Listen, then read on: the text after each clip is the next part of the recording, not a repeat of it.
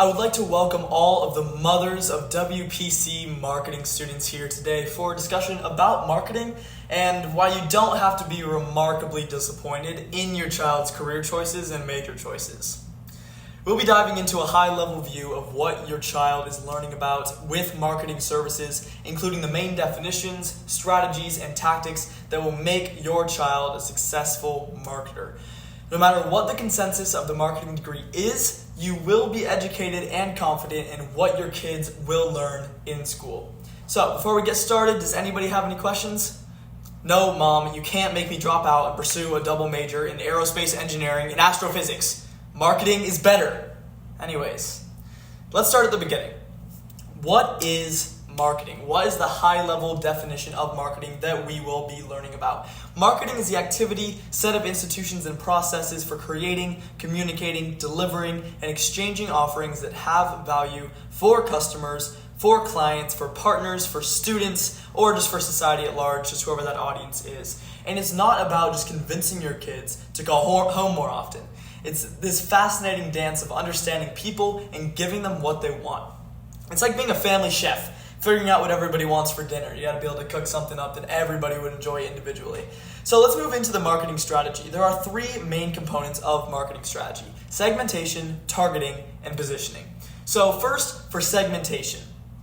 So if we take actually a higher look at the definition of segmentation and the segmentation variables, segmentation is like organizing a family reunion. It's about dividing people into groups based on the characteristics like age, interests, where they're at in life. You throw the kids at one table. You have a different table for the bookworms, the athletes, the aspiring chefs. And when you're putting people together, you put the annoying in-laws in one side. That's how that would go.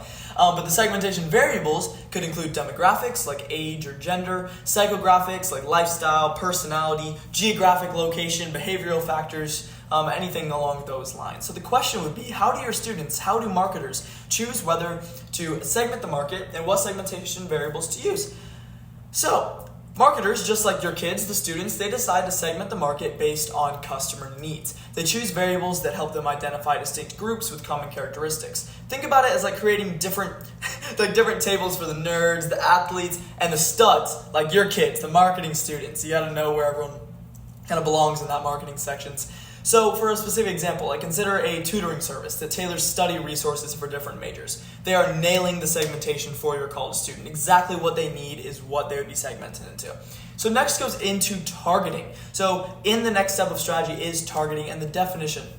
Targeting involves selecting one or more market segments to focus on. Strategies may include undifferentiated marketing, which is where you ignore segment differences, differentiated marketing, targeting multiple segments with separate offerings, or concentrated marketing, which is focusing on just a single segment. These are all things that your student is learning in their class. It's very important to be able to delineate these and choose the one that works best. So the choice of the target market is often influenced by whatever the resources, goals, and actual attractiveness of that segment is. So think about it this way. A marketer would choose a college student as a target market for laptops, ramen noodles, or cheap beer if your kid happens to be a part of Kappa, Alpha, Beta, Theta, Zeta, Phi, Chi, or whatever it's called. Mom, stop laughing. I'm not one of those kids. Anyways, that's targeting. Let's move on to positioning. The third part of strategy is positioning.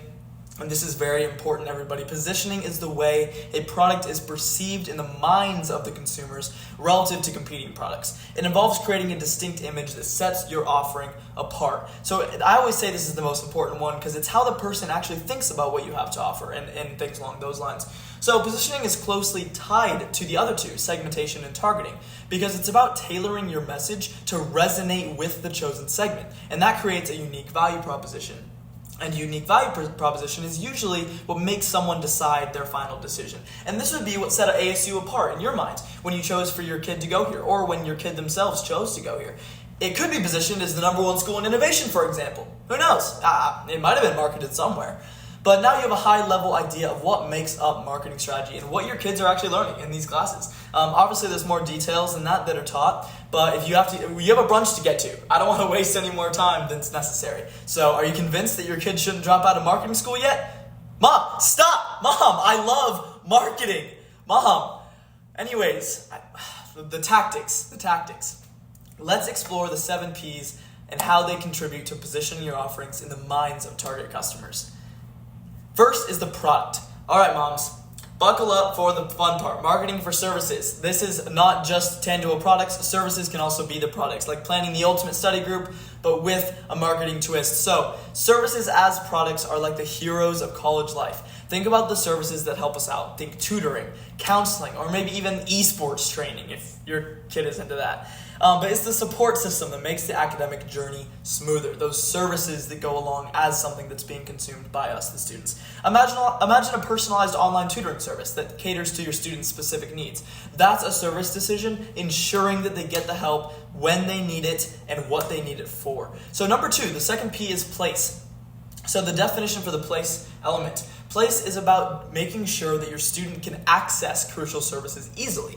It's like having the academic resources right at their fingertips. So it really is whatever channel this service is coming from and how it's accessed. So think about a virtual career counseling platform that's available 24/7. That's a place decision that ensures that students like us can plan futures from the comfort of our dorms, which is great. We like those types of places. The third P is price. So when we talk about price is the services realm. For the services realm, price is about the value in terms of, it's not about money, it's about the terms of value. So consider an affordable resume building workshop for college students. That's a price decision that's adding value to their academic journey without breaking the bank. So most of the time, price is directly correlated with value specifically for services. Number 4, the fourth P is promotion. Promotion is like creating a buzz around the coolest study group on campus. It's about spreading the word and getting your student excited. Usually Greek life is pretty good at this when they go around campus and they're promoting their different events and their different charity methods and all these other things. But on a serious note, picture a service that's promoting exclusive webinars with industry experts. That's a promotion decision that is grabbing your students' attention and offering valuable insights. It's very important. The 5th P is people. The 5th P out of the 7 P's is people. So when we look at people in the services world are the experts who guide your students' academic journey. So they're like the professors who make a difference. These are the good people in the marketing mix who are actually putting across the service in the best way possible. Like imagine a service boasting of a team of experienced career counselors. That is a people decision that is instilling confidence in your students' future and in their careers. Number 6, the 6th P is process. Process in services is about ensuring a seamless experience. It's the smooth transition from inquiry to implementation. Anywhere from the start to the finish. This could be our whole 4 years or more in college. So efficient online scheduling for counseling sessions or workshops. That's a process decision making that makes sure that your college student's journey is as stress-free as possible. Luckily, I'm a marketing student. We're never stressed. Right? Number 7, the 7th P is physical evidence. Physical evidence in services is the tangible proof of the positive impact on your students' academic life. So this would be ASU's beautiful campus and the wonderful, wonderful smell of Tempe Town Lake in the morning that leaves such a positive impact on the physical evidence of ASU. But anyways, there you have it, incredible moms. Marketing services is like ensuring your student has access to the best support system throughout their college journey and understanding the strategy and tactics that create the best service experience ever. Thanks for joining me today, and I truly hope that you are proud of your children. Marketing may not get the best rep, but it definitely gets the best return on investment. Get it? No? Anyone? Yeah. Thank you. Thank you for the fake laugh, Mom. I really appreciate it. I mean, you're the only one in the audience, so whatever.